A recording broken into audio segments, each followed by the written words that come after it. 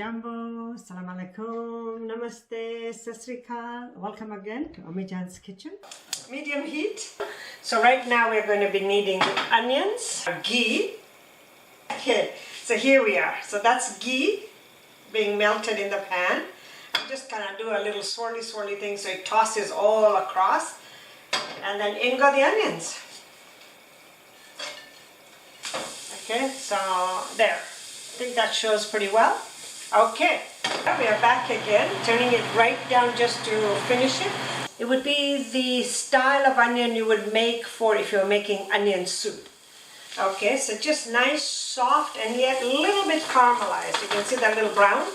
So at this stage, I'll bring the heat back up. There we are.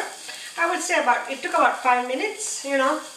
Now here I have this brownish color is my garlic. I make it ahead of time and then I freeze it. So there's garlic, and then this one is ginger, and this is cilantro. What I do with cilantro, I think I may have mentioned it before. Cilantro is one of the few spices you can use the stems. So whenever I have cilantro, I use the stems and I throw in a little bit of chili and lemon with it. So just a quick minute with that, not too much, you don't want it to burn. And then right after, I've just mixed it all up nicely, you can see that. And then right after goes our spice, and again with my spice, I'm going to just turn this down to show you. The pale brown color is, there, I don't know if you can see it. The pale brown color is coriander. The dark brown color is cumin. The yellow that's peeking through is turmeric, and then there's a little bit of salt at the bottom. So just amalgamate all the flavors in. My pot's a little bit bigger, but I have enough lentils here that I think I'll need it. All nice, you can see the beautiful spice color in there. Now don't wait too long after this. Right away goes the tomato. This is my last year's tomato from the garden. I froze it, and while I was freezing it, I might have a chili around the house. So I chopped a chili in there too, so you can see there's a bit of green in that tomato. And then I always put 1 or 2 whole chilies for those people who like to have it more spicy.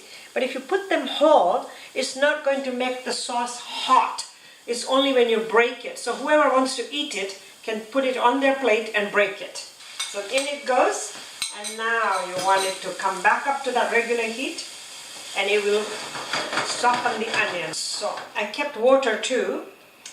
I wasn't sure if I'll need it, but I don't think so because the tomato was from the freezer, so it had quite a bit of water. So here we go, leaving this for a few minutes.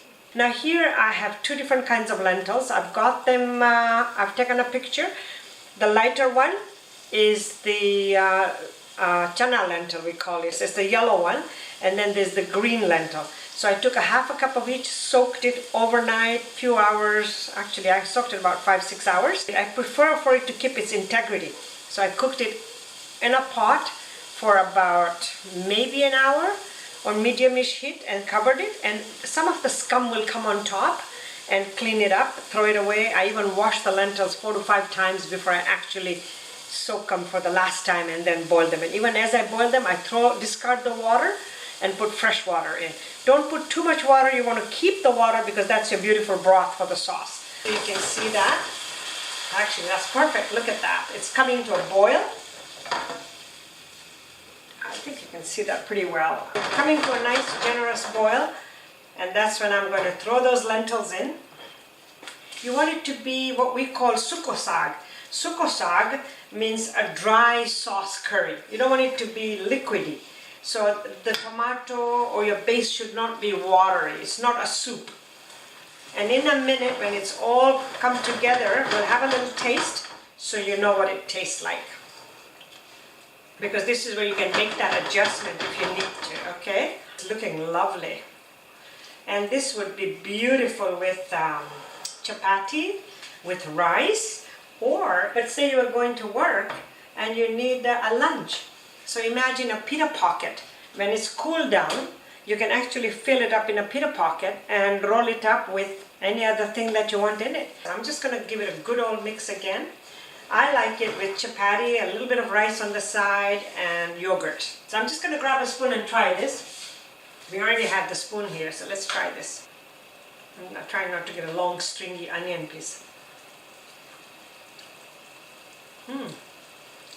It's a little bit spicy because I already had chili in my tomato and then in my garlic and ginger, but I like it. It's nice. And we're going to wait for this to just evaporate a little bit more. And this is, I squeezed a good half lime. But typically we find, whenever we make lentil curry, even lentil soup, we always finish it with a lime. It just gives it that, it pops the flavor. And one other last thing I normally put in, and you have to be careful with the spice on that, but I'm going to just sprinkle a little bit of this. I forgot to add this. This is my father's container. I love it. It's memories. So this is garam masala. If you take a minute and watch my spice video, you know I make all my own spices at home. Obviously I buy the seeds and then I make them.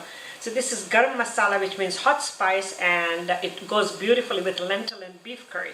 So I'm going to give this a sprinkle and then the lime juice and then finish it. And another thing you could add on it is cilantro. Okay, so here is, oh, beautiful. Actually, we finished it. Look at the boil. It's starting to get really nice and thick. And I'm just going to do a sprinkle. This is how I normally cook. There. That's plenty, so you can appreciate how hot it is. So this is finished.